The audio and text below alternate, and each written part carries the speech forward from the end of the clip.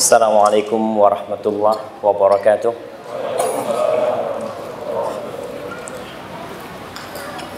Alhamdulillah alladzi bi ni'matihi tatimmus shalihat.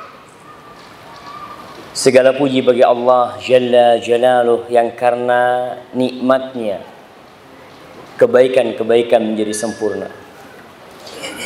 Sebuah keyakinan yang harus tertancap di dalam jiwa bahwa segala nikmat yang kita rasakan apapun bentuknya itu murni pemberian Allah Jalla Jalaluh. Sehingga tidak pantas seorang hamba merasa bangga tatkala dia berbuat kebaikan. Karena kebaikan itu sejatinya adalah karunia Allah Jalla Jalaluh.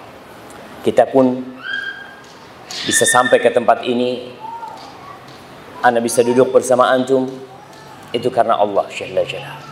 Allahumma salli wa sallim wa zid wa barik wa an'im ala hadzal nabiyil karim al-mab'uts rahmatan lil alamin sayyidina Muhammad wa ala alihi wa ashabihi ajma'in. Ya Allah, semoga salawatmu, salam berkah dan nikmatmu senantiasa kau tambahkan untuk Nabi yang mulia yang engkau utus sebagai rahmah untuk alam semesta ini, junjungan kita Nabi Muhammad sallallahu alaihi wasallam, dan untuk keluarga beliau, untuk istri-istri beliau, untuk putra-putri beliau, dan untuk seluruh sahabat Nabi dan orang-orang yang mengikuti beliau kelak sampai akhir zaman. Dan semoga kita termasuk yang berada dalam salawat-salawat tersebut. Amma ba'd. Ma'asyal ikhwa rahimakumullah. Antum masih ingat dengan perkataan seorang penyair yang mengatakan tajrir riyah bima la tashtahi sufur. Kadangkala angin bertiup tidak sesuai dengan keinginan nelayan. Ya, seperti itulah kejadiannya Anda bisa datang ke tempat ini. Anda bisa berkumpul dengan antum karena Allah Subhanahu wa taala mentakdirkannya. Beberapa hari yang lalu kita masih sibuk sholat tarawih. Kita sibuk berbuka bersama. Kita sibuk menghatamkan Al-Quranul Karim. Tapi setelah lewat satu pekan, kadangkala kenangan-kenangan itu pergi begitu saja. Tidak ada lagi sholat malam yang 11 rakaat yang biasa kita lakukan.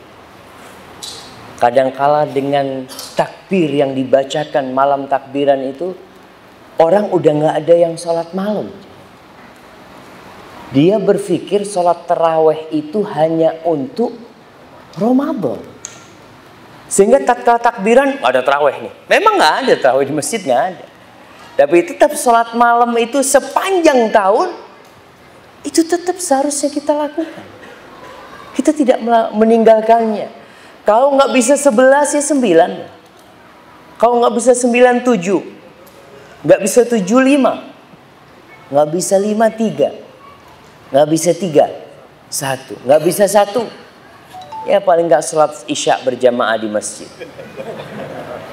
Kata Rasul sallallahu alaihi wasallam, man shallal isya fil jamaah faka'annama qama nisfal lail. Barang siapa yang sholat isya berjamaah seakan-akan dia bangun setengah malam. Sholat setengah malam dia. Wa man shallal fajra fi jamaah faka'annama qama al-laila kullah. Barang siapa yang sholat subuh berjamaah seakan-akan dia sholat semalam suntuk.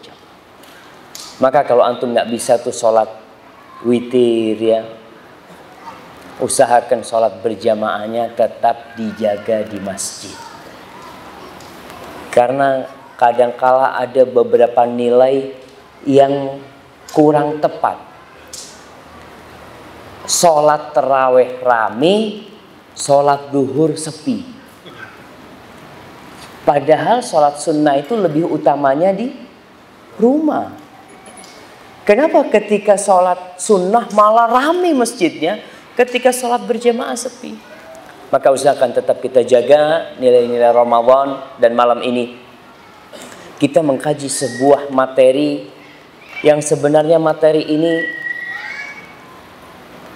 sangat ringan sekali. Dan seharusnya yang hadir itu bukan antum ketika membahas materi tersebut. Materi ini pantasnya dibahas kepada orang-orang yang tidak pernah melangkahkan kakinya ke rumah Allah SWT. Materi ini seharusnya dibahas di tempat-tempat ketika manusia lupa dengan tujuan hidup mereka. Seharusnya bikin kajian kayak gini di pasar. Iya. Ana lihat beberapa temen itu di Surabaya bikin kajian di mall. Iya. Karena biasanya banyak orang nongkrong di mall. Mereka mau ngapa-ngapain ke mall. Sekedar jalan-jalan. Nah, di situ kita ceramain tuh mereka sini nih. Ente supaya tahu kenapa ente ada. Karena kalau diajak ke masjid nggak datang mereka. Apa mereka buka fanspage-nya Bali Mengaji? Enggak, kayaknya kita yang harus datengin tuh mereka tuh. Tapi insya Allah kita untuk memantapkan tentang kenapa kita ada di tempat ini, untuk apa kita ada. Sebagian orang berpandangan, insya Allah nggak ada di sini. Makanya anak kadang-kala kurang semangat nyampaikan ini kepada antum.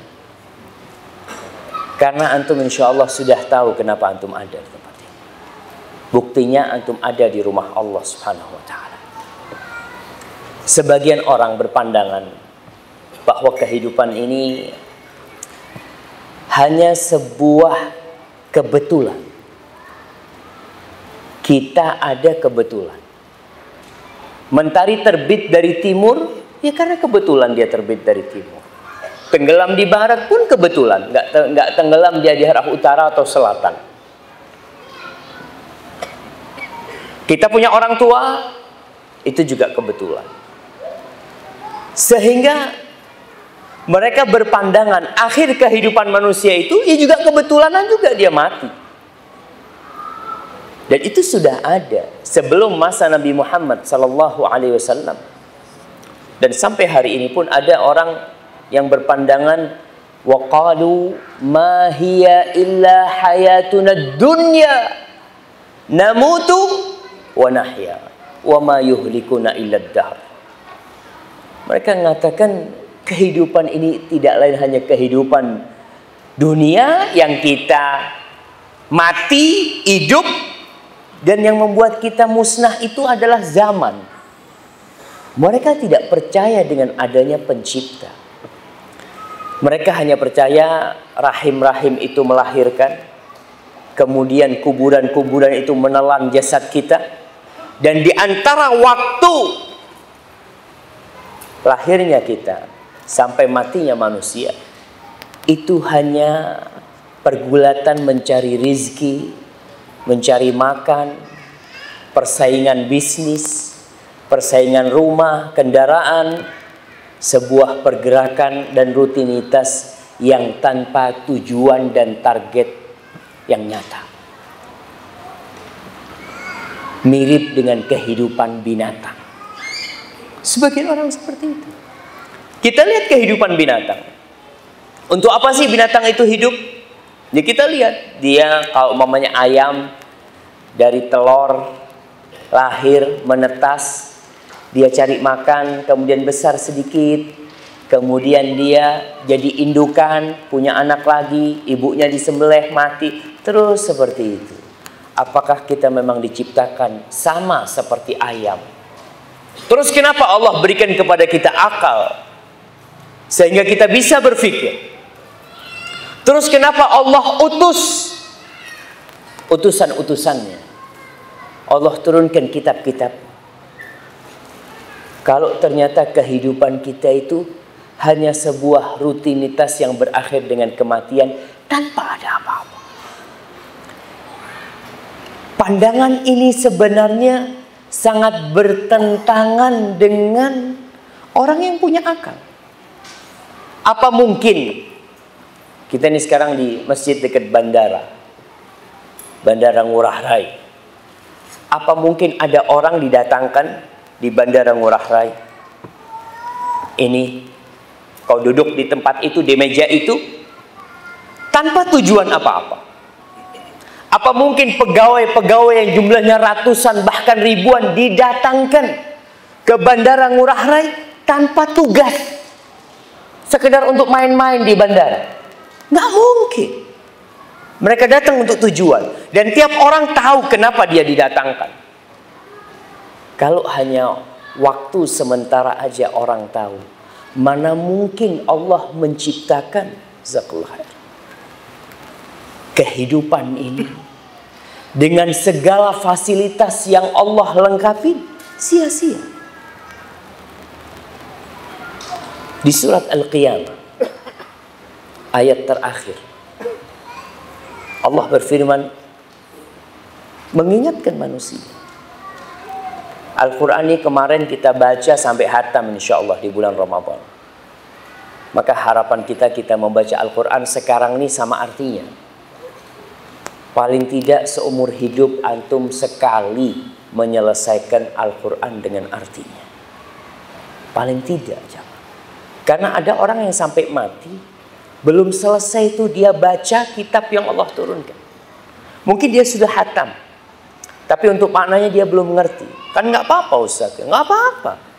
Rasul sallallahu alaihi wasallam mengatakan, "Matsalul mu'min alladzi la yaqra'ul Qur'an kamatsalit tamr." Mukmin yang nggak ngaji itu permisalannya seperti kurma. Kata Rasulullah SAW, "Ta'muha hulu atau tayyib." Rasanya manis karena dia beriman, tapi nggak ada baunya, sehingga dia tidak bisa mewarnai orang, tidak bisa memberikan warna kepada masyarakat di sekitarnya, kepada keluarganya. Kenapa? Karena dia nggak punya bau. Di surat Qiyamah Allah berfirman, "Ayahsabul insan ayyutraka sudah." Apakah manusia mengira dia akan dibiarkan sia-sia begitu saja? Udah diciptakan terus dibiarin, tanpa dikasih petunjuk, tanpa dikasih aturan, semau dia hidup. Diciptakan untuk mati dan tidak dibangkitkan. Apakah mungkin Allah melakukan hal itu? Coba kita berpikir. Banyak orang-orang yang menzalimi kita, umpamanya dalam kehidupan dunia ini. Terus orang itu mati sebelum mendapatkan hukuman. Ada orang-orang yang korupsi, membuat rakyat umpamanya hidup melarat. Lalu dia mati belum sempat dihukum. Ada pembunuh-pembunuh, pemerkosa-pemerkosa yang melakukan tindakan-tindakan kriminal yang dia mati sebelum sempat merasakan hukum di dunia. Terus apakah selesai? Dia mati selesai. Allah mengatakan, apakah manusia mengira mereka tidak akan dibangkitkan? Sesuatu yang mustahil. Apa buktinya? Allah katakan, alam yakun nutfatan min maniin yumna. Nih bukti kalau engkau itu akan dibangkitkan. Bukankah engkau dulu itu nggak ada? Engkau dulu itu hanya dari air mani. Subhanallah. Dari air mani yang terpancarkan, itu asal mula diri. Tsumma kana 'alaqatan fa khalaqa fasawwa. Kemudian dijadikan dari air mani. Bayangkan proses yang begitu panjang, yang begitu rumit sebenarnya, tapi kita taunya tahu-tahu lahir. Kita tahu anak itu Masya Allah. Engkau kalau tahu proses itu bagaimana kemudian dia menjadi segumpal darah. Kemudian setelah itu Allah ciptakan dia keluar jari-jari tangannya, keluar jari-jari kakinya. Kemudian Allah bikin dia punya mata, Allah bikin kita punya hidung, punya mulut. Kemudian setelah itu Allah tiupkan ruh, lalu dikeluarkan. Allah katakan faja'ala minhu zawjaini dzakara wal untha. Kemudian Allah jadikan dari air mani itu dua pasangan, lelaki dan wanita. Alaysa dzalika biqadirin ala an yuhyiyal mauta. Bala. Bukankah Allah yang bisa menciptakan kita dari tidak ada, kemudian melalui proses yang panjang, Dia lebih mampu untuk membangkitkan yang sudah mati. Orang kalau sudah mati itu dibangkitkan kembali, bahannya sudah ada. Membikin sesuatu dari nol tentunya lebih susah daripada membikin sesuatu yang sudah ada kerangkanya. Antum kalau disuruh bikin motor dari awal, dari mulai harus cari bahannya, besinya, kemudian dipanasin besinya, kemudian bikin cetakannya, terus lebih mudah mana? Antum dikasih kerangka motor, habis kebakaran dikatakan ente kembalikan asal. Lebih mudah. Maka tatkala ada orang kafir membawa tulang belulang, dia bawa tulang belulang kemudian dia patahkan di hadapan Rasul sallallahu alaihi wasallam, kemudian dilemparkan. Lalu dia mengatakan man yuhyil idhama wa hiya ramim. Siapa yang bisa menghidupkan tulang yang sudah hancur seperti ini? Kata Rasul SAW, Allah yang akan menghidupkannya. Wa yudkhilukan nar, dan memasukkan engkau ke neraka. Dan orang ini sampai mati nggak taubat. Itulah salah satu mukjizat. Rasulullah SAW dikasih wahyu sehingga dia menyampaikannya. Engkau mati kafir. Ma'asyal muslimin rahimakumullah. Maka kita akan dibangkitkan. Terus untuk apa kita ada sebenarnya? Sebelum kita melanjutkan itu, ada sebuah pelajaran berkaitan dengan membaca Al-Quranul Karim, di mana Rasul Sallallahu Alaihi Wasallam ketika membaca Al-Quranul Karim, beliau berinteraksi dengan bacaannya, tidak hanya lewat bacaan itu. Sehingga di sini dituntut seorang Muslim memahami artinya. Walaupun kalau dia sampai mati nggak paham, nggak apa-apa sebenarnya. Maksudnya nggak dosa, selama dia menjalankan kewajiban-kewajibannya. Tapi Nabi SAW, Anas bercerita, idza marra bi ayati azab, kalau lewat dengan ayat azab, Rasul sallallahu alaihi wasallam mengatakan a'udzubillah. Beliau berlindung dari azab Allah Subhanahu wa taala. Kalau lewat ayat-ayat rahmat, beliau minta dari rahmat Allah Subhanahu wa taala. Kita kadang-kala baca berapa banyak, nggak pernah minta. Ketika firman Allah, umpamanya kita baca wasari'u ila maghfiratin min rabbikum wa jannatin 'arduha as-samawati wal ardu 'iddat lil muttaqin. Kita nggak pernah minta, ya Allah, mudah-mudahan aku termasuk orang-orang yang bertakwa, masukkan aku ke surga. Nabi alaihissalam berinteraksi. Dalam sebuah hadis yang diriwayatkan oleh Abu Dawud dari Abu Musa an Musa ibn Abi Aisyah, qala kana rajulun yusalli fawqa baitihi. Dulu ada seorang yang sholat di atap rumahnya.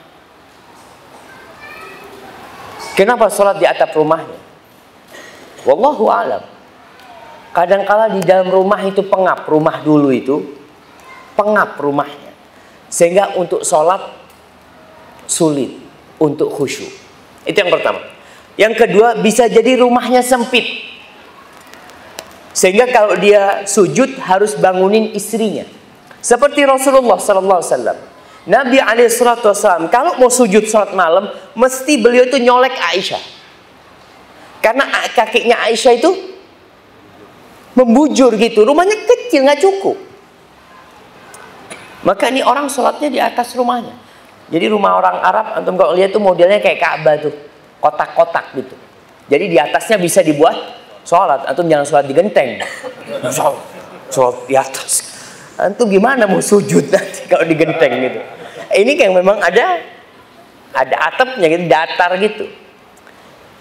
Kana rajulun yusalli fawqa baitihi wa kana idza qara'a, dan orang ini biasanya kalau membaca, alaysa dzalika biqadirin ala an yuhyil mauta, bukankah yang seperti itu yang menciptakan manusia dari air mani kemudian menjadikannya darah, kemudian menjadikannya dua pasangan, bukankah yang menciptakan itu mampu untuk menghidupkan yang mati?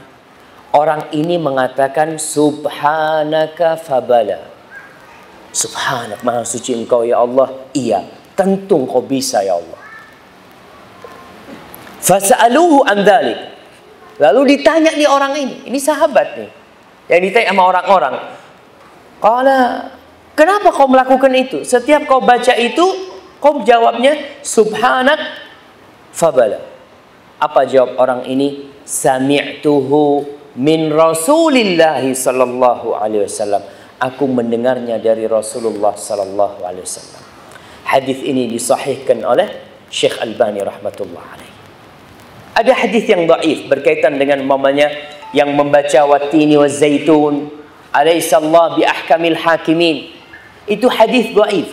Tapi para ulama menjelaskan enggak apa-apa kita jawab, karena hadis yang umum itu menjelaskan Nabi berinteraksi dengan bacaannya. Hanya yang terjadi khilaf di antara para ulama, kalau salat wajib, apakah seorang berinteraksi dengan bacaannya ketika salat fardu? Umpamanya ketika baca sabbih isma rabbikal a'la, apakah dia berhenti mengatakan subhana rabbiyal a'la ketika salat fardu? Syekh Utsaimin rahmatullah alaihi mengatakan tidak perlu, karena tidak pernah dinukil Nabi itu kalau salat fardu sallallahu alaihi wasallam melakukan itu. Yang ada ketika sholat malam, sholat sunnah, beliau itu bacanya satu persatu kemudian berinteraksi dengan bacaannya. Hadza wallahu a'lam bishawab. Tapi para jemaah, Allah Jalla Jalaluhu di dalam Al-Qur'anul Karim seringkali menyindir manusia. Antum tahu di Arab Saudi percetakan Al-Qur'anul Karim mencetak terjemahan Al-Qur'an dengan bahasa Inggris tanpa ada bahasa Arabnya. Mereka bikin sengaja itu. Dan dikirim ke Amerika. Dibagi-bagi. Salah satu yang mendapatkannya penjara-penjara itu dikasih. Dan banyak yang masuk Islam. Karena Allah seringkali menyindir kita, mengingatkan kita. Contohnya di surat Al-Mursalat, wal mursalati urfa. Allah mengatakan, alam naj'alil arda kifata ahya'aw wa amwata. Allah katakan, bukankah kami sudah menjadikan bumi ini sebagai wadah untuk manusia, yang hidup yang mati. Antum lihat, yang mati di perutnya, yang hidup di atasnya. Kemudian Allah mengingatkan, alam naj'al lahu ainain wa lisanan wa syafatain wa hadainahu najdain. Bukankah kami sudah menjadikan bagi manusia itu dua mata? Siapa yang ngasih kau mata itu? Orang tuamu? Enggak. Siapa yang ngasih? Ada pencipta yang memberikan dua mata kepadamu. Kalau kita mau urut, subhanallah jemaah, yang ada di tubuh kita ini seharusnya membuat kita semakin yakin bahwa Allah itu esa dan hanya Dia yang berhak disembah. Kita bisa ngomong, coba jemaah, antum kadang-kala melihat orang lahir sumbing, langit-langit mulutnya nggak ada. Gimana? Allah katakan kami menjadikan buat manusia lisan dan dua bibir nih. Kemudian wahadainahu najdain, kami kasih petunjuk kepada dia dua jalan. Kemudian di surat An-Naml Allah mengatakan, alam yarau anna ja'alna al-laila liyaskunu fihi wan-nahara mubsira. Apakah manusia tidak melihat kami menjadikan malam itu tempat yang penuh dengan sakinah, penuh dengan kedamaian, Dan kami jadikan siang itu terang benderang sehingga orang bisa mencari maisha, mencari penghidupan dia. Nabi Ibrahim ketika debat sama Namrud.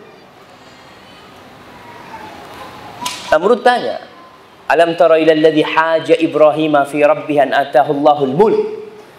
Apakah engkau tidak melihat kepada orang yang berdebat dengan Ibrahim, di mana Allah telah memberikan kekuasaan kepada dia? Orang biasanya kalau punya kekuasaan itu sombong, sulit menerima kebenaran. Orang kalau dikasih kekayaan itu biasanya akan merasa lebih, sehingga bukti-bukti kebenaran yang disampaikan kepada dia jadi mental. Karena apa? Karena dia merasa memiliki, dia merasa lebih. Apalagi kalau yang menyampaikan lebih miskin.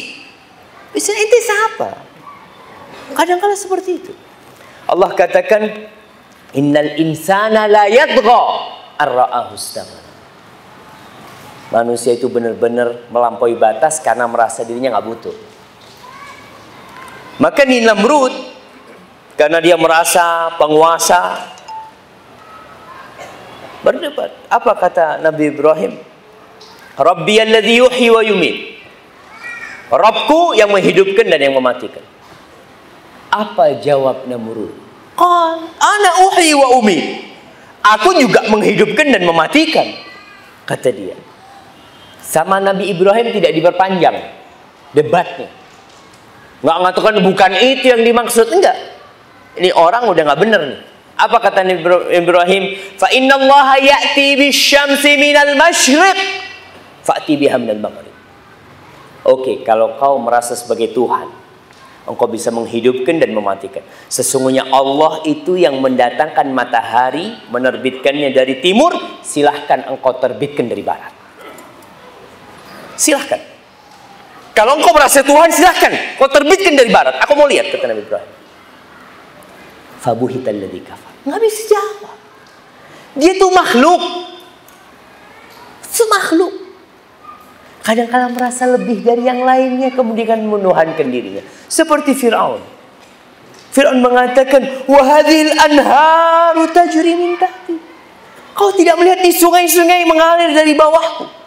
Emangnya Fir'aun yang mengalirkan sungai itu?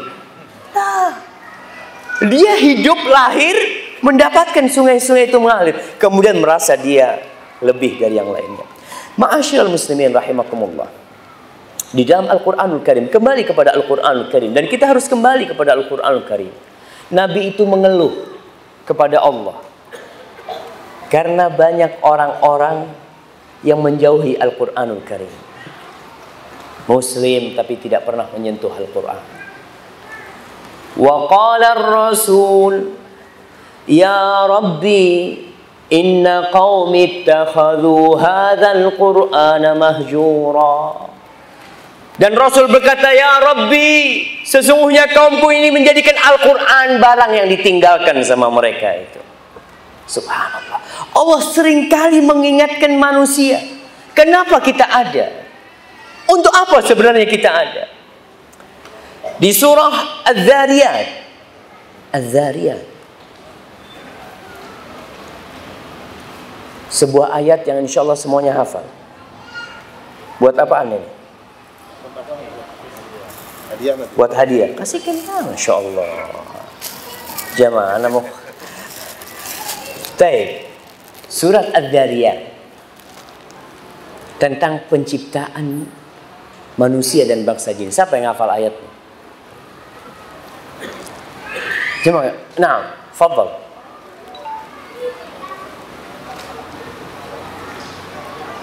Nah, jemaah antum harus hafal semua ayat itu. Semuanya satu ayat. Wa ma khalaqtul jinna wal ins illa liya'budun. Coba kita baca. Wa ma khalaqtul jinna wal insa illa liya'budun. Kirim ke belakang. Masya Allah. Barakallahu fikum. Kata Allah, dan tidaklah aku ciptakan bangsa jin dan manusia kecuali untuk beribadah kepadaku. Itu bukan yang lainnya. Segala fasilitas Allah cukupi.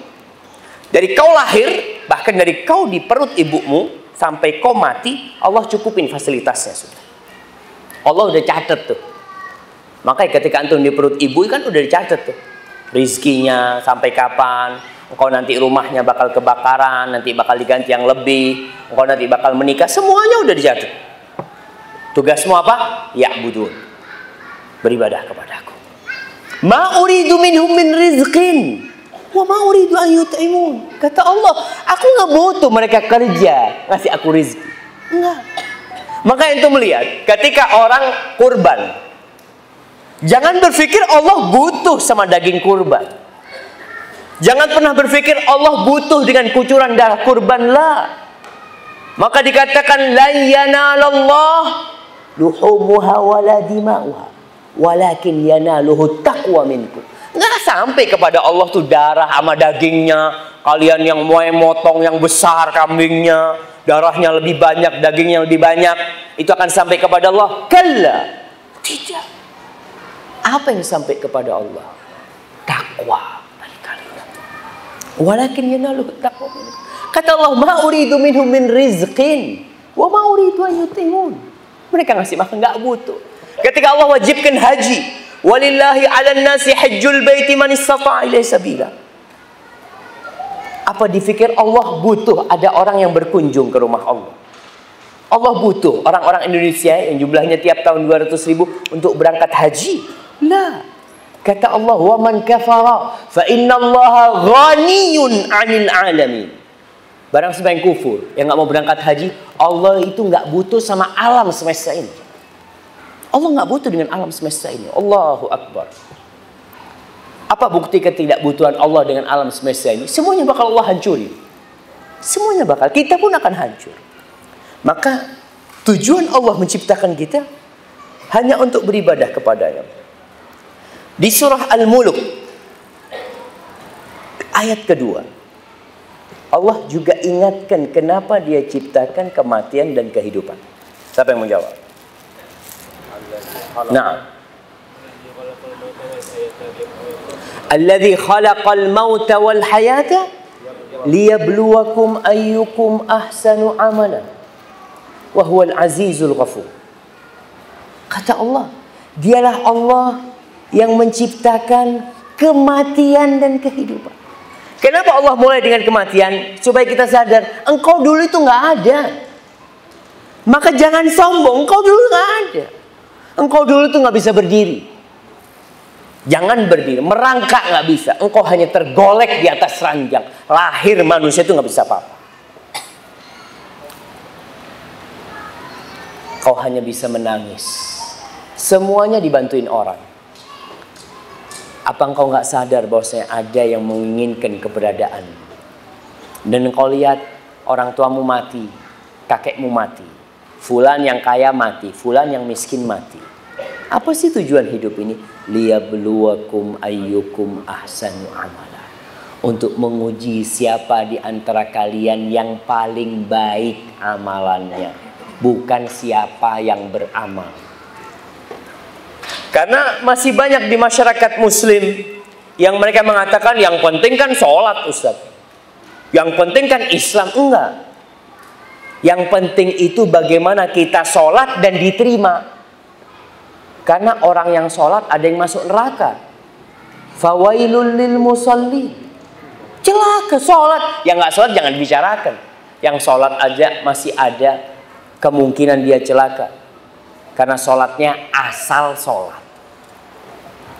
Ma'asyil muslimin rahimakumullah. Di dalam Al-Quranul Karim ada perintah pertama di dalam Al-Quran. Kemarin nih Ramadan, insya Allah bulannya Quran, semua tahu tuh. Apa perintah pertama dalam Al-Quranul Karim? Hadiah terakhir nih jemaah. Iqra, terakhir itu di juz amma itu. Buka Al-Quran dari awal, ada perintah pertama. Siapa yang tahu? Nah, yang jauh situ. Hudan lil muttaqin, bukan perintah, itu berita. Perintah. Nah, zalikal kitabu la raiba fi, itu informasi. Perintah. Apa perintah itu? Laksanakan. lakukan. Nah, alladzina yu'minuna bil ghaib. Mereka orang-orang yang beriman dengan yang gaib. Itu informasi. Perintah jemaah. Perintah pertama. Masa satu masjid gak ada yang tahu? Nah, Masya Allah, barakallah. Kalau ada hadiah 3, nak kasih ke antum semua. Tapi tinggal 1 hadiah. Itu antum kalau buka di Al-Quran, awal perintah Allah itu, ya ayyuhan nasu ubudu rabbakumul ladzi khalaqakum walladzina min qablikum la'allakum tattaqun. Ini perintah yang pertama kali dalam Al-Quranul Karim. Apa yang Allah inginkan dari kita? Kadang-kala Al-Baqarah itu lewat, tapi kita belum berhenti di perintah itu. Di dalam Al-Quranul Karim, kira-kira ada 170-an panggilan-panggilan Allah. Allah kadang-kala memanggil ya ayyuhan nas, kadang-kala memanggil ya ayyuhalladzina amanu. Al-Quran hudan lil muttaqin, Al-Quran hudan linnas. Al-Quran itu petunjuk buat orang-orang yang beriman, yang bertakwa, dan dia petunjuk buat manusia. Panggilan-panggilan ini, kenapa Allah panggil ya ayyuhan nas? Supaya yang merasa manusia dengarkan. Yang merasa manusia, maka Allah panggil ya ayyuhan nas. Dan biasanya orang kalau dipanggil, Masya Allah. Umpamanya di antara kambing-kambing dan ada 3 orang di situ.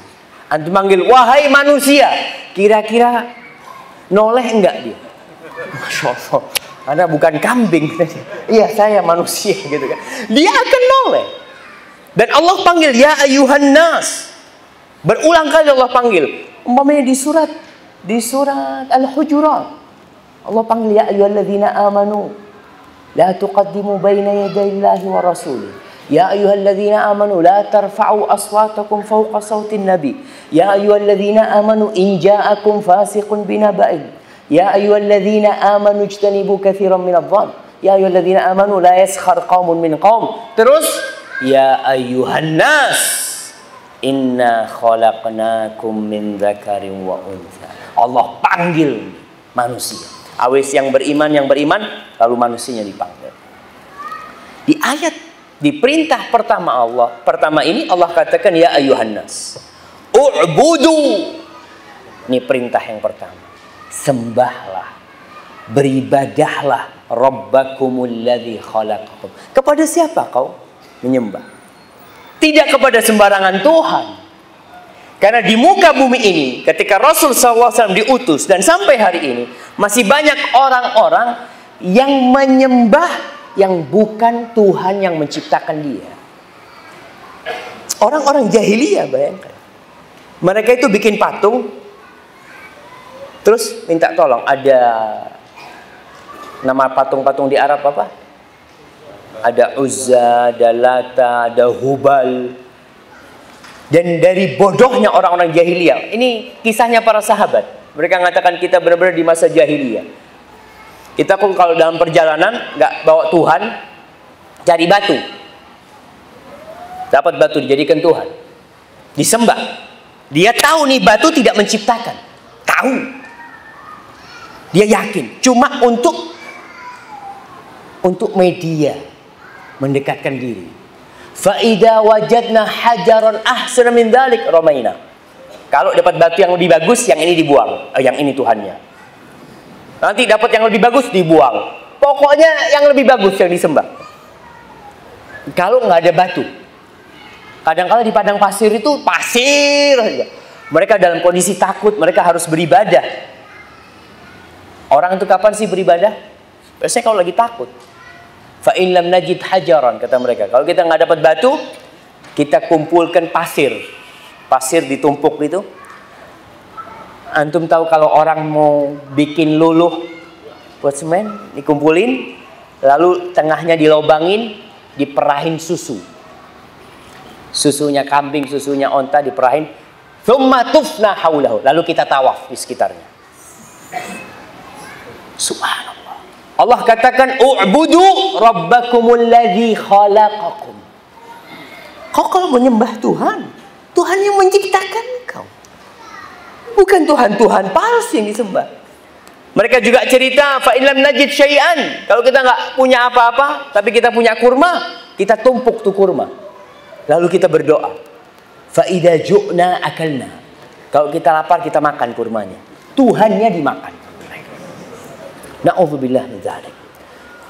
Dan ketika ayat ini turun, orang-orang itu tidak sadar kalau ternyata yang mereka lakukan itu bertentangan dengan akal mereka sebenarnya.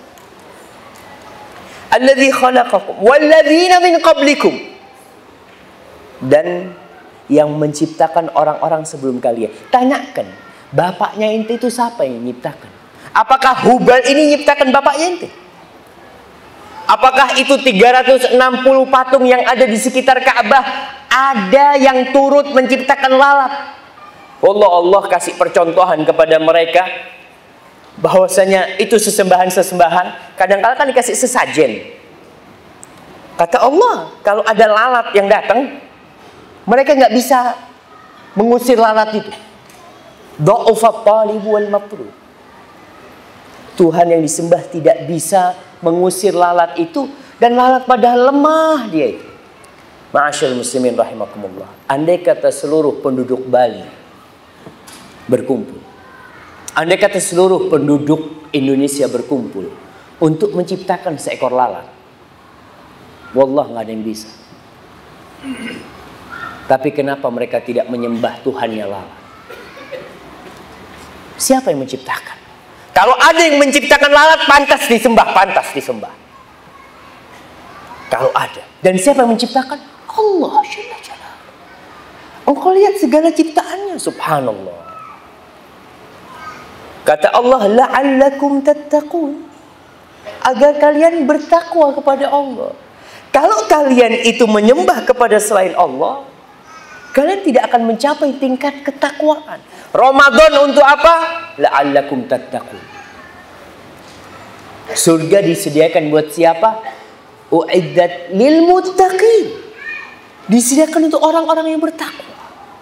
Maka keberadaan kita di muka bumi ini adalah untuk mengabdi kepada Allah. Ma'asyiral muslimin rahimakumullah.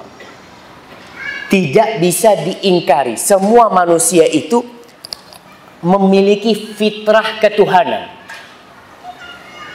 Ketika ada angin yang datang, dia itu takut.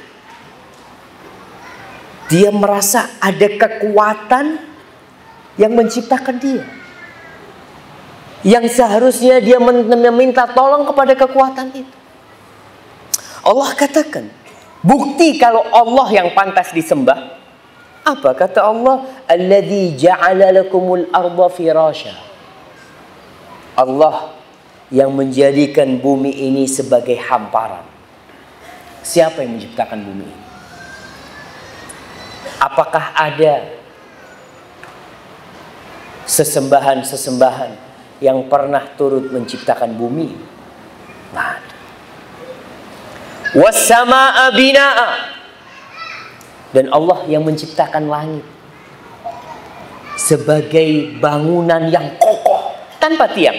Antum lihat masjid kita nih. Kita berpikir masjid kita nih kokoh banget. Ada berapa tiang? Ada berapa tiang jemaah? Lu cuma berapa kali berapa nih tiangnya begitu banyaknya? Langit yang begitu besarnya tanpa tiang. Apakah engkau tidak akan menyembah yang menciptakan langit itu? Maka Allah ingatkan manusia, "A'antum asyaddu khalqan amis sama banah." Apakah penciptaan kalian itu lebih dahsyat daripada penciptaan langit? Mudah menciptakan kalian itu, kata Allah. Penciptaan langit tentunya lebih susah. Langit ini berapa lapis ya, Ma? 7 tingkat. Sab'a samawatin tibaqa. Kemudian Allah katakan, wa anzala minas sama'i ma'an fa akhraja bihi minas thamarati rizqan lakum. Dan dia yang menurunkan dari langit, yakni dari awan, air. Semua yang hidup ini Allah ciptakan dari air. Dan air itu dari bawah apa dari atas ya? Dari atas. Apa buktinya? Buktinya ketika hujan tidak turun, sumur itu kering. Buktinya ketika hujan tidak turun, sungai-sungai itu kering. Orang tidak menggali, mereka mencari di atas. Kadangkala mata air pun kering. Tatkala hutan terbakar di Riau, siapa yang mematikannya? Indonesia bekerja sama dengan Singapura, dengan Malaysia untuk mematikan itu hutan yang terbakar. Tapi tidak terbakar kecuali tatkala Allah turunkan hujan baru terbakar. Coba kita berpikir, siapa yang menurunkan hujan? Di Indonesia terkenal ada pawang hujan. Ada sohib nih, cerita dia tanya sama pawang hujan, "Mas, kenapa sih kalau musim hujan sampean itu kok tidak nyarang hujan?" Apa kata dia? "Ya, kalau musim hujan jelas turun hujannya," katanya. "Tapi kalau nggak musim hujan mungkin kan nggak turun." "Bapak, ya kita ini cuma cari duit," kata dia. Nggak bisa pawang hujan itu nolak hujan, datangkan hujan, nggak ada. Maka di sini seorang hamba harus yakin kepada pencipta langit dan bumi yang menurunkan hujan. Dan di Indonesia tauhid hamba itu mulai digeser sedikit demi sedikit dengan tayangan-tayangan di televisi. Pernah main layangan ya, Pak? Layangan. Nah, subhanallah, kita nggak sadar dulu kalau kita telah berbuat syirik. Kita dari sohib-sohib waktu SD kalau main layangan nggak ada angin itu, kita meminta kepada siapa? Bersiul. Angin. Iya jemaah. Nggak minta sama Allah jemaah. Ini termasuk perbuatan yang seharusnya diluruskan. Padahal kau tahu yang menciptakan itu Allah Jalla Jalaluh, kemudian kau meminta kepada selain Allah Subhanahu wa taala. Maka Allah katakan, "Fala taj'alu lillahi andadan wa antum ta'lamun." Jangan kalian ini menjadikan bagi Allah tandingan-tandingan, sekutu-sekutu, sedangkan engkau tahu. Engkau tahu kalau mereka itu tidak menciptakan dirimu. Siapa yang nggak tahu? Apakah ada orang kafir yang meyakini kalau yang menciptakan dirinya itu adalah patung-patung seperti Hubal, seperti Lata? Mereka tidak. Terus kenapa mereka meminta kepada Lata, Hubal dan Uzza? Apa kata mereka? "Ma na'buduhum illa liyuqarribuna ilallahi zulfa." Kata mereka, kita tidak menyembah mereka, melainkan sekedar untuk mendekatkan diri kepada Allah Subhanahu wa taala. Jadi sebagai perantara buat mereka. Padahal Allah tidak butuh perantara. Kita ketika sholat apa yang kita katakan? Iyyaka, ka, hanya kepadamu. Na'bud wa iyyaka nasta'in. Maka ma'asyiral muslimin rahimakumullah, kita ada untuk mentauhidkan Allah. Segala fasilitas yang Allah berikan kelak akan kita pertanggungjawabkan. Kembali kepada masa depan anak-anak kita. Hati-hati dengan tayangan-tayangan di televisi. Ada sebuah tayangan di televisi yang suka ditonton anak-anak ya. Apa namanya? Avatar. Apa? Al-Fatar apa? Hah? Avatar. Yang anak kecil bisa nguasain angin, nguasain. Nah, subhanallah jamaah. Itu mengajarkan kesyirikan. Dan film-film dari barat ya yang banyak yang hadir di Indonesia, rata-rata pesan yang disampaikan itu tidak ada hari kebangkitan. Itu pesan yang disampaikan kepada kita. Sehingga manusia tidak sadar bahwasanya dia diciptakan untuk mengabdi kepada Allah Jalla Jalaluhu. Silahkan engkau mengabdi kepada Allah dimanapun engkau berada. Dan seorang muslim, detik-detik dari kehidupan dia seharusnya mendekatkan diri kepada Allah Subhanahu wa taala. Tidak harus di masjid. Allah katakan kepada orang yang habis salat Jumat, apa kata Allah? Fa idza qudiyatis shalah fantashiru fil ardh. Kalau selesai sholat, silahkan kalian itu bertebaran di bumi. Ya, maka kita lanjutkan habis sholat Isya. Hadza wa sallallahu ala nabiyyina Muhammadin wa ala alihi wasallam. Alhamdulillah. Wassalatu wassalamu ala Rasulillah, amma ba'd. Setelah sesi pertama itu, insyaallah kita semua semakin yakin bahwa keberadaan kita di muka bumi ini hanyalah untuk mengabdi kepada Allah Subhanahu wa taala. Semua fasilitas yang Allah berikan yang ada di tubuh kita atau yang di luar, itu semua adalah untuk menguji siapa di antara kita yang paling baik amalannya. Allah berfirman di surat Al-Kahf, "Inna ja'alna ma 'alal ardi zinatan laha linabluwahum ayyuhum ahsanu amala." Kata Allah, kami menjadikan semua yang ada di muka bumi ini sebagai perhiasan. Perhiasan itu biasanya menggoda, membuat orang lupa dan lalai dengan perhiasan itu, sehingga dia lupa dengan tujuan hidup yang sebenarnya. Kata Allah, kami jadikan perhiasan di muka bumi itu untuk menguji siapa di antara mereka yang paling baik amalannya. Dan semua perhiasan yang ada ini bakal Allah hancurkan. Ketika masa ujian itu selesai, kata Allah Jalla Jalaluhu, wa inna la ja'iluna ma 'alaiha sa'idan juruza. Dan kami akan menjadikan semua yang ada di muka bumi ini, semuanya Allah akan jadikan menjadi pasir atau debu yang berterbangan. Orang-orang kafir pernah bertanya kepada Rasulullah SAW, nanti bagaimana dengan gunung-gunung? Apakah juga akan hancur?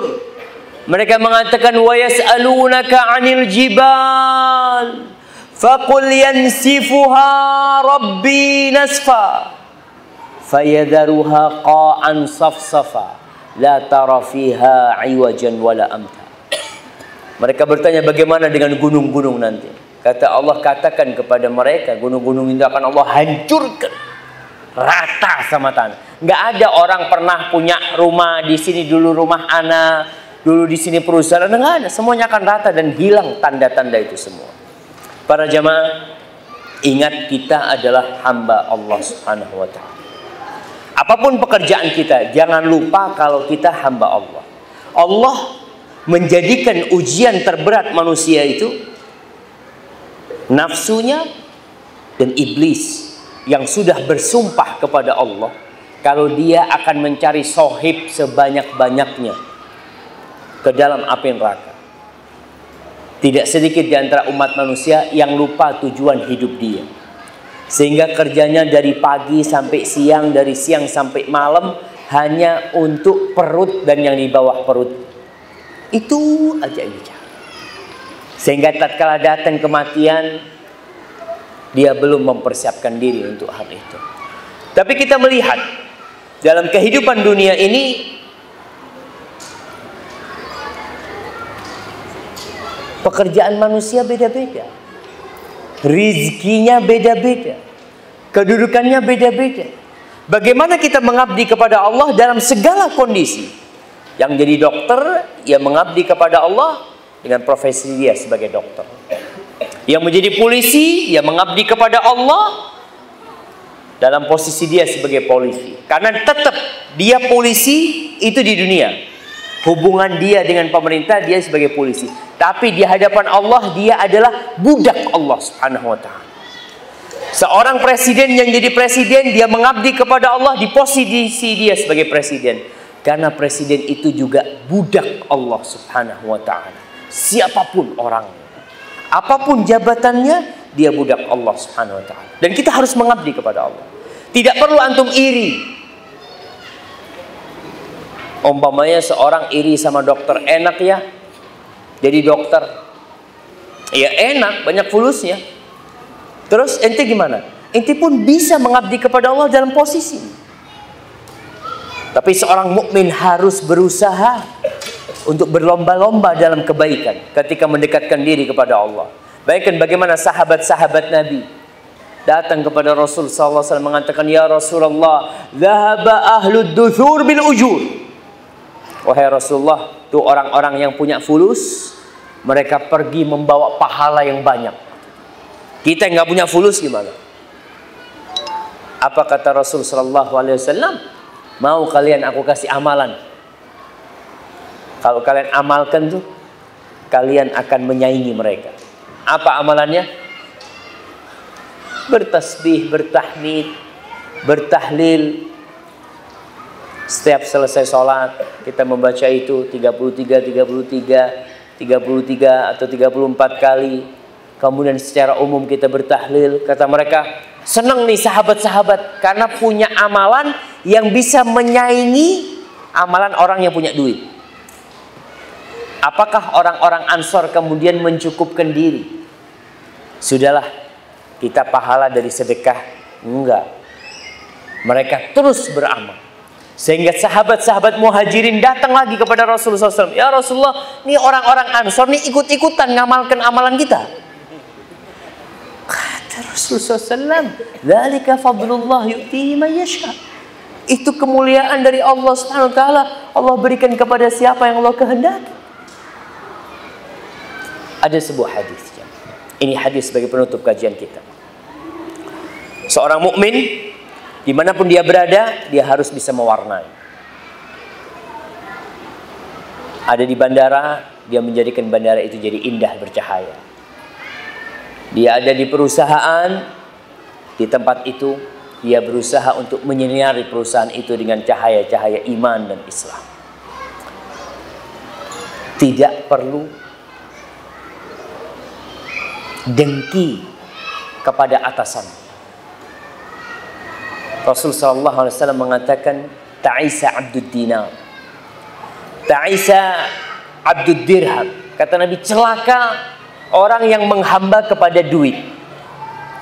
Duit yang dia cari, emas. Celaka orang yang menghamba kepada dirham. Wa 'abdul khamis, khamisah. Orang ada yang menghamba kepada pakaian. Biasanya ini ibu-ibu nih. Pakaian terus sampai lemarinya itu tambah lagi. Hidupnya ada model baru beli. Terus yang dipikirkan hanya pakaian buat dia. Celaka tuh kata Rasulullah SAW. In u'tiya radi. Nih hamba kalau dikasih sama Allah ridho. Wa in lam yu'ta sakhit. Tapi kalau dia nggak dikasih dia murka. Ada orang-orang seperti itu. Ketika rezekinya lancar, Masya Allah, Alhamdulillah. Ketika nggak dikasih, dia murka kepada Allah Subhanahu Wa Taala. Wantakas. Akhirnya dia berpaling. Yang dulunya biasa ke masjid, gara-gara rezekinya sempit nggak ke masjid.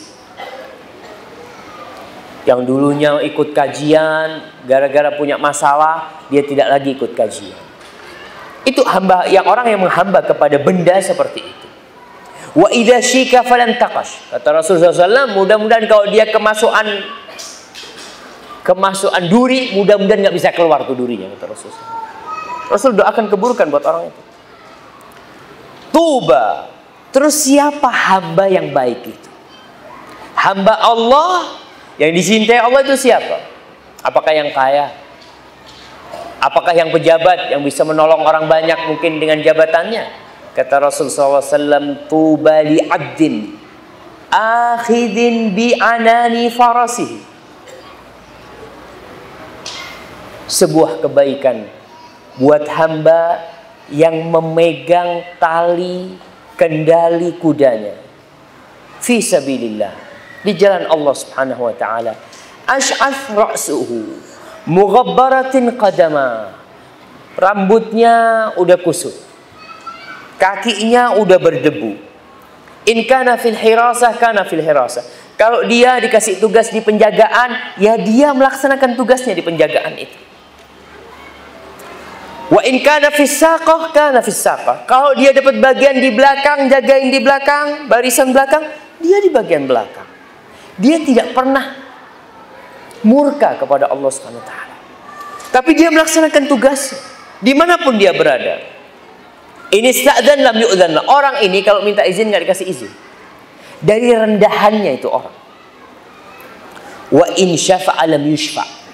Kalau dia minta tolong buat orang lain nggak diterima permintaan pertolongan dia itu. Ini yang baik. Maka antum dimanapun berada, jangan sampai rebutan untuk menjadi yang ada di depan.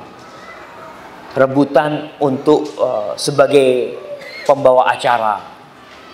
Rebutan untuk megang kamera umpamanya. Rebutan jadi ketua yayasan.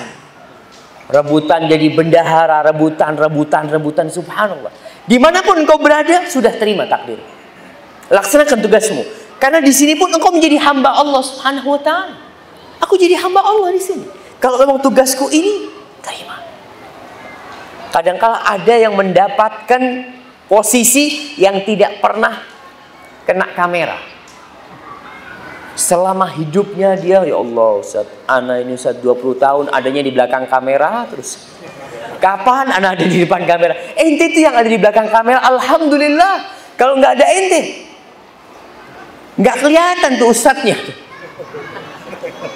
Pahala dia begitu besarnya jemaah. Subhanallah.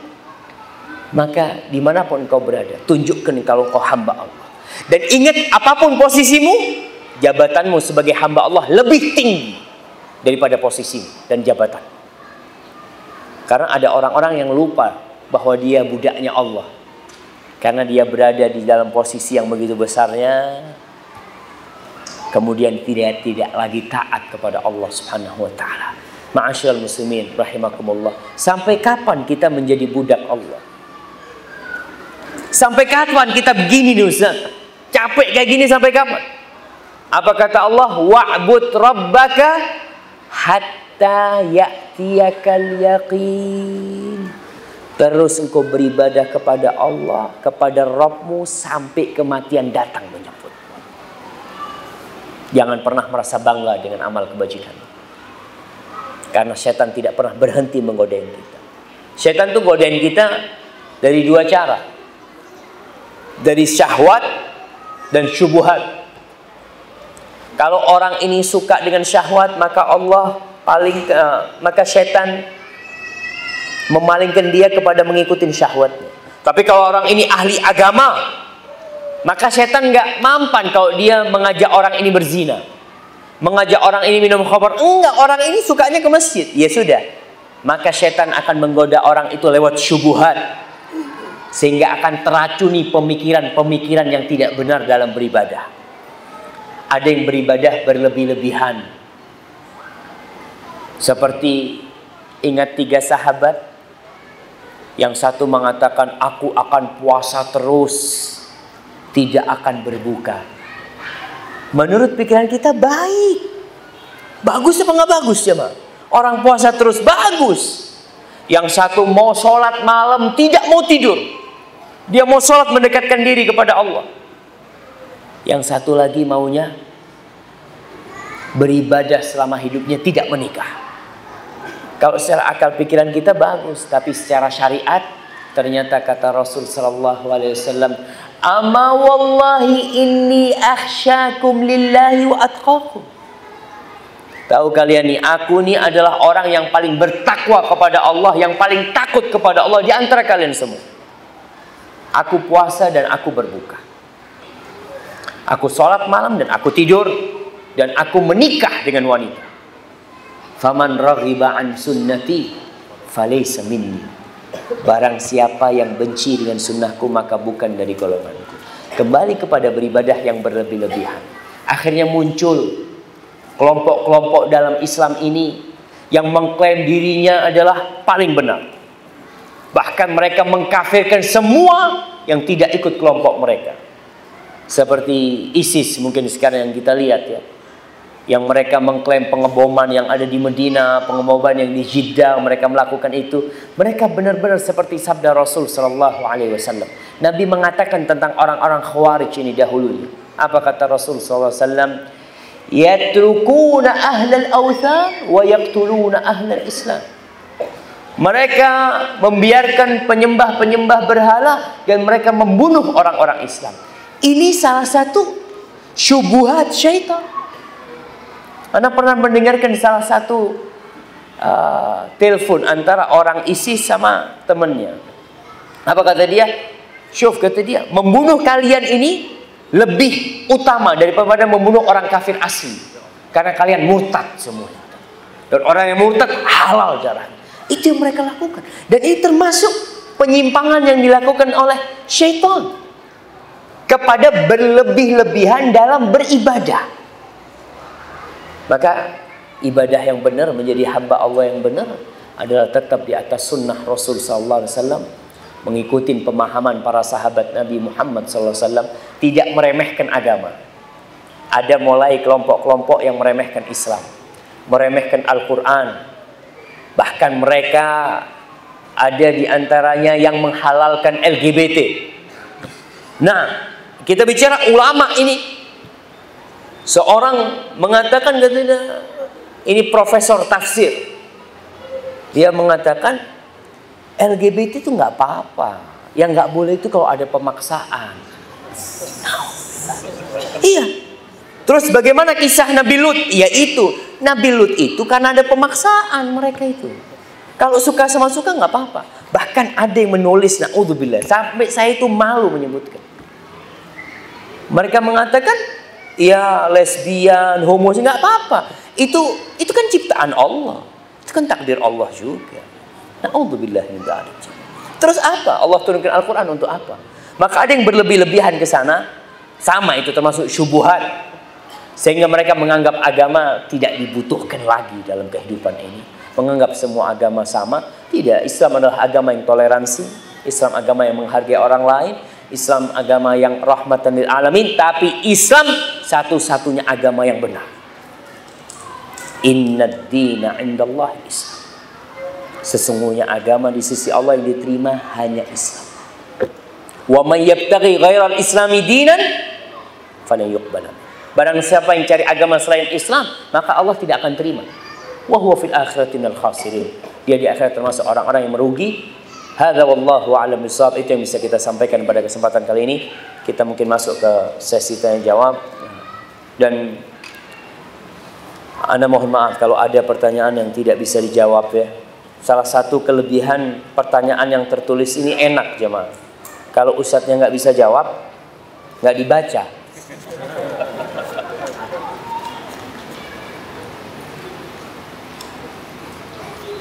Nah, saya ingin bertanya, bagaimana cara kita beribadah agar diterima oleh Allah SWT? Kenapa sih jemaah? Ada orang yang masih menyingkat pujian buat Allah Subhanahu wa ta'ala. Mungkin enggak orang mengatakan, ya YTH Ustadz Syafiq. YTH. Enggak. Memang sekarang ini alhamdulillah sarana sudah mudah menulis.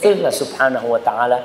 Subhanahu wa ta'ala itu akan kita dapatkan di catatan timbangan kebaikan kita. Di rapot kita nanti kita akan dapetin. Kalau yang kita tulis SWT, yang ada di rapot apa? Ya SWT. Apa yang kita tulis itu yang akan kita dapatkan. Baik, saya ingin bertanya bagaimana cara kita beribadah agar diterima oleh Allah Subhanahu wa ta'ala. Ketika Allah menurunkan Nabi Adam alaihissalam dari surga, Allah mengatakan, fa imma ya'tiyannakum minni huda faman tabi'a hudaya fala khaufun 'alaihim wala hum yahzanun. Dan di ayat lainnya, faman tabi'a hudaya fala yadhillu wala yashqa. Kata Allah, kalau datang hidayah kepada kalian nanti, ini Allah mengatakan kepada Nabi Adam, yang ngikutin hidayah itu maka hidupnya akan penuh dengan ketentraman dan kebahagiaan. Dia tidak akan takut dan dia tidak akan khawatir. Dia tidak akan tersesat dan dia tidak akan sengsara hidupnya. Apa hidayah yang Allah turunkan? Allah utus para nabi. Maka beribadah tidak sembarangan. Allah turunkan kitab-kitab kepada para nabi. Lewat itulah kita beribadah. Sehingga Allah berfirman, liyabluwakum ayyukum ahsanu amala, untuk menguji siapa di antara kalian yang paling baik amalannya. Kata Fudail bin Iyad, Allah tidak akan menerima amalan sampai amalan itu jadi benar dan baik. Benar dan baik. Benar itu dari mana kita tahu? Dari mana jemaah? Benar itu ya karena ada tuntunannya. Umpamanya kenapa kita salat zuhur 4 rakaat? Ustaz, mungkin salat zuhur 4 rakaat itu kalau masjidnya nggak pakai AC. Kalau pakai AC kan kenapa nggak 8 rakaat Ustaz? Kita kalau pakai akal kita kan gitu. Kan lebih banyak lebih baik. Salat subuh, oke lah Ustaz. Salat subuh itu kan Nabi dulu kan bacaannya panjang-panjang 2 rakaat. Sekarang imamnya cuma baca kulhu sama qul al-falaq. Masa 2 rakaat juga? Kita berpikir dibikin aja 6 rakaat. Enggak. Kalau secara akal mungkin itu baik. Tapi tidak benar. Baik itu ikhlas lillahi ta'ala. Benar itu mengikuti tuntunannya Rasulullah SAW. Allah sebutkan di surat Al-Ma'un, fawailun lil musallin, celaka buat orang-orang yang salat. Siapa sih? Alladzina hum an salatihim sahun. Mereka yang lalai dengan salatnya. Lalai ini dalam artian menunda-nunda waktunya. Salat zuhur pas waktu asar, salat asar pas waktu maghrib, tidak sesuai dengan syariatnya, tidak mengikuti sunnah Rasul SAW. Alladzina hum yura'un. Di sini dia riya, tidak ikhlas lillahi ta'ala. Maka syarat diterimanya amalan itu syahadat kita, asyhadu an la ilaha illallah wa asyhadu anna Muhammad Rasulullah. Asyhadu an la ilaha illallah menuntut kita untuk ikhlas. Engkau kan bersaksi bahwa tiada yang berhak disembah kecuali Allah. Ya udah, kenapa kau beribadah untuk yang lainnya? Itu ikhlas. Syarat yang kedua sesuai dengan sunnah Rasulullah SAW. Kenapa? Karena engkau bersaksi asyhadu anna Muhammadan Rasulullah sallallahu alaihi wasallam. Hadza wallahu a'lam bissawab. Dalam melaksanakan salat, bagaimana caranya agar kita bisa khusyuk dalam mengerjakannya? Masya Allah, ini pertanyaan yang sangat sulit ya, Ma. Karena khusyuk dalam salat itu sesuatu yang sangat mahal sekali. Kalau kita bicara teori, ya bicara teori. Kalau menjelaskan agar kita salat khusyuk itu ada pemanasan salatnya. Qobliyah. Orang kalau qobliyah kan mulai itu dia. Tapi kadang-kala kita mau salat wajib masih ngobrol sama sohib. Ente tadi naik apa? Naik motor. Yang mana? Ini imam sudah Allahu Akbar. Salat dulu. Allahu Akbar. Mau gimana mau khusyuk ini? Baru. Kalau jual susah memang. Maka kita harus persiapkan adanya pemanasan tadi. Salat sunnah itu termasuk yang menggiring kita untuk lebih khusyuk. Kemudian memahami apa yang dibaca. Kalau kita tidak paham dengan yang kita baca, ya kadang-kala tetap khusyuk. Ada orang-orang yang sholat di Masjid Nabawi ya, kadang-kala imamnya nangis, ya nangis. Insya Allah. Habis sholat ditanya sama sahibnya, ente kenapa ente nangis? Nggak tahu, imamnya nangis itu juga enak ada nggak nangis. Kan ada orang-orang yang terharu ya, dia itu nangis karena terharu aja dia, bukan karena khusyuk. Imamnya khusyuk, dia bukan karena khusyuk. Jadi kadang-kala memahami artinya itu membuat kita lebih khusyuk. Membuat kita lebih khusyuk. Kemudian bacaannya. Rasul sallallahu alaihi wasallam bacaan rukuknya, bacaan sujudnya, bacaan iftitahnya itu beragam. Tidak satu. Bervariasi. Kalau mau menyebut itu salah satu yang menyebabkan kita lebih khusyuk. Kenapa? Karena kita akan mengingat-ingat. Kita nih, anak mau baca yang ini. Umpamanya ketika sujud, Allahumma laka sajadtu. Apa terus ya? Karena dia baru ngafalin nih. Tapi kalau subhana rabbiyal a'la, Dia sambil mikir sepedanya subhanarabbil a'la, lewat dia kayak gitu. Tapi kalau ada sesuatu yang, tapi jangan sampai itu bikin-bikin gitu, bukan. Sunnah-sunnah Rasul kita amalkan. Terus bacaan suratnya. Kalau antum punya surat-surat baru, itu menyebabkan antum lebih khusyuk. Hafalan baru ya umpamanya. Antum mau hafalnya kulhu. Tahu-tahu hari itu antum pagi ngafalin wadduha. Antum Allahu Akbar itu wadduha. Wadduha. Apa? Itu tapi itu menyebabkan antum mengingat, hadir dalam salatnya. Tapi kalau antum sudah hafal, antum sampai tasyahud akhir itu, coba tanya habis tasyahud, tadi ente rakaat pertama kedua baca surat apa? Surat apa ya? Kadang-kadang dia lupa. Karena sudah menjadi rutinitas buat dia. Maka dengan bacaan-bacaan yang baru itu membantu kita untuk khusyuk. Kemudian hadirkan kebesaran Allah Subhanahu wa taala. Rasul SAW mengatakan, "Idza shalla ahadukum fala yabsuq baina yadayhi." Apabila orang salat enggak boleh dia meludah di depannya, wala an yamini, di kanannya enggak boleh meludah. Kenapa? Fa innama huwa yunaji rabbah. Dia itu sedang bermunajat kepada Rabbnya.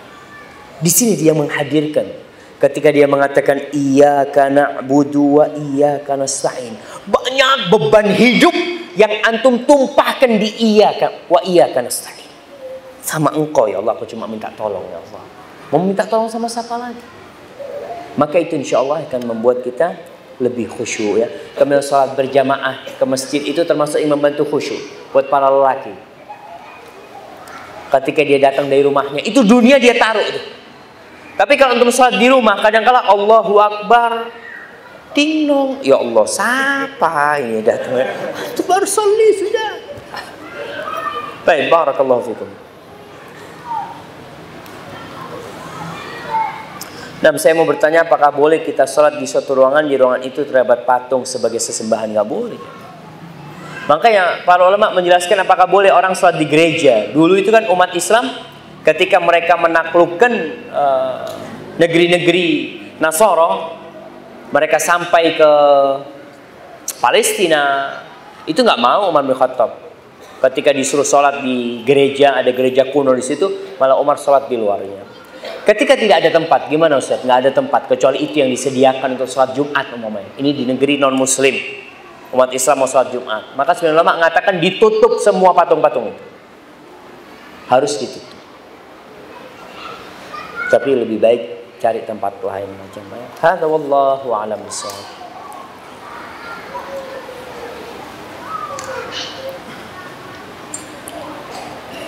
Apa hukumnya ilmu yin and yang? Yin and yang. Apa nih? Kepercayaan Cina yang bisa melihat karakter serta kekuatan dan kelemahan seseorang berdasarkan tanggal lahir dan waktu lahir. Subhanallah. Ya ini tidak jauh dengan ilmu Jawa sebenarnya. Iya kan? Di Jawa itu ada. Mungkin kalau di Jawa itu yin and yang. Karena biasanya ada hono coroko apa gitu kan. Jawa itu mereka juga punya di Jawa itu. Mereka ketika orang mau kawin itu kan dilihat tanggal lahirnya, kemudian dilihat pula kalau yang sering ada Scorpio, ada bintangnya seperti itu dilihat. Nggak boleh kita melakukan hal itu, kecuali memang Allah menjadikan itu sebab. Mengetahui karakter orang itu mungkin dari wajahnya. Ada yang orang ngelihat wajah orang kalau kayak gini nih kelihatan tuh. Kayaknya pelit nih kalau dari jauh kelihatan. Itu kadang-kala terjadi seperti itu. Itu firasat sebenarnya. Ada ilmu firasat. Itu nggak masalah. Kita melihat perasaan, aduh nggak enak kayaknya sama orang ini. Kadang-kala kita mau bisnis sama orang. Ngelihat dari jauh, kayaknya gagalin aja udah. Iya. Firasat itu udah nggak enak. Bukan karena tanggal lahirnya. Apa orang kalau mau bisnis ditanya, itu tanggal lahirnya berapa? Enggak. Seperti itu. Wallahu a'lam bishawab, itu yang Anda ketahui. Jadi nggak ada ilmu yang seperti itu. Itu bukan dari Islam. Dan Islam tidak mengajarkan yang seperti itu. Apalagi kalau untuk mengetahui karakter seorang, ya kita bisa kirim orang mempelajarinya dari akhlak dia, dari perilaku dia. Tapi kalau dari tanggal lahir, wallahu a'lam bishawab.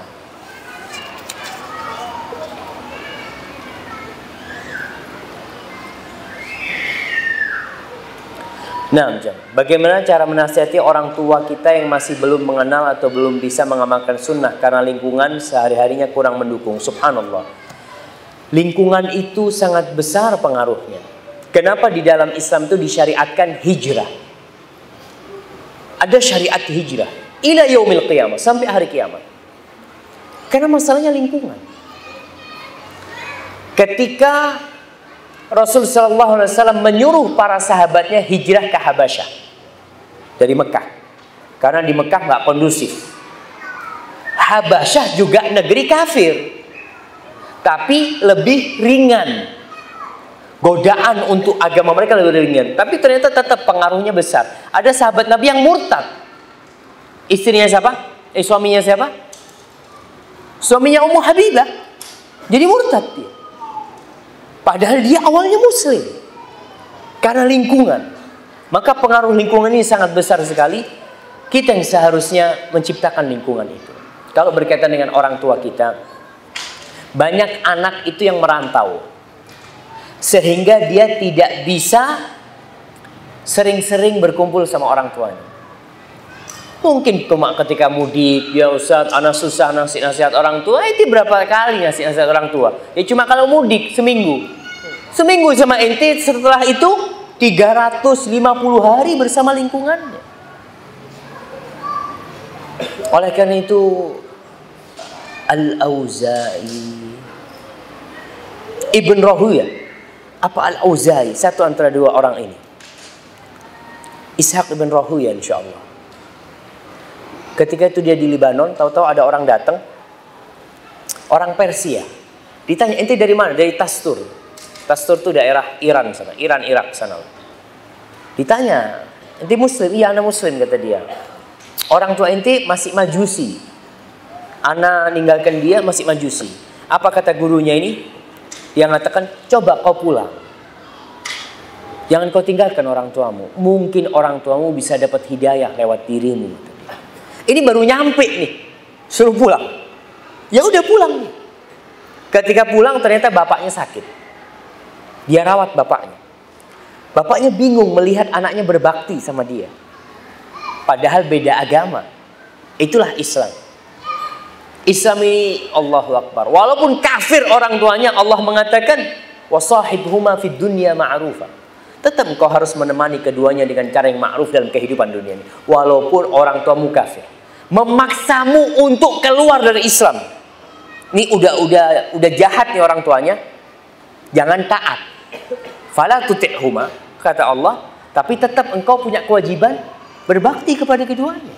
Subhanallah. Maka ayahnya ini bingung lihat anaknya merawat. Ayahnya tanya, anakku, agamamu ini agama apa sih? Ceritalah anaknya tentang Islam. Akhirnya bapaknya masuk Islam. Dan sehari dua hari setelah itu meninggal dunia bapak. Antum bayangkan. Itu kadang-kala kekurangan kita. Kita tinggalkan orang tua kita jauh dengan lingkungan yang jauh dari agama, dari sunnah. Sehingga ya udah. Coba kita kumpul sama dia, atau orang tua kita bawa umpamanya dengan lingkungan yang lebih baik, atau kita kenalkan dengan orang-orang yang kenal agama dengan baik, mudah-mudahan dapat hidayah nantinya. Susah sendirian menegakkan kebenaran kalau lingkungannya tidak mendukung. Maka disyariatkan hijrah. Kisah orang yang membunuh 100 orang. Apa kata gurunya ketika dia tanya? Kampungmu ini kampung nggak benar. Kau harus hijrah. Kalau ingin benar. Hadza wallahu a'lam bishawab. Nah. Baik.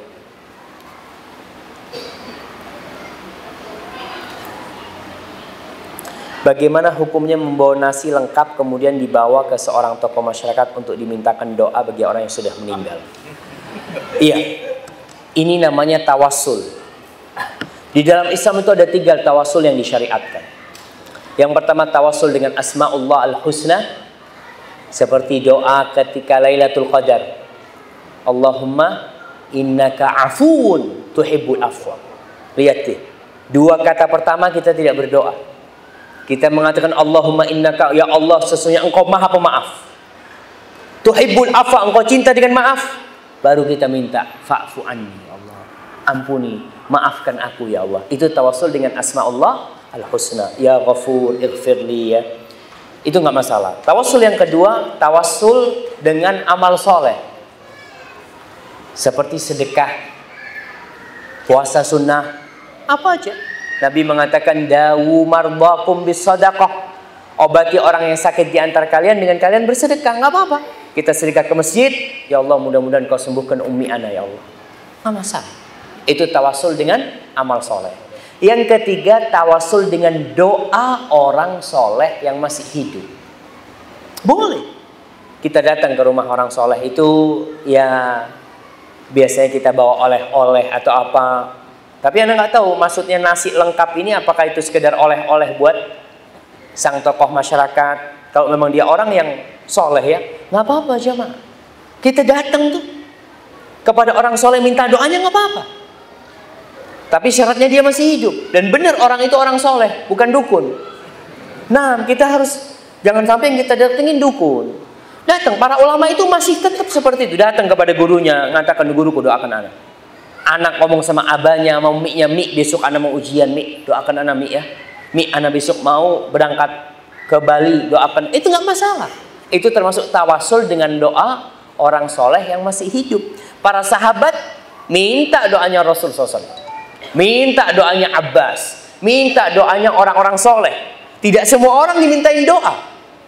Makanya ketika minta hujan, Umar bin Khattab bertawasul dengan Abbas. Dipanggil Abbas, sini kau doa minta sama Allah buat kita. Berdoa, nggak apa-apa itu jamaah. Tapi jangan itu jadikan kebiasaan sehingga kita nggak mau berdoa. Ente kenapa nggak minta? Wallah ana takut tidak dikabulkan. Allah itu berfirman, ud'uni pasti Allah kabulkan. Kau minta, jangan takut. Iya, satu pertanyaan terakhir mungkin jamaah ya.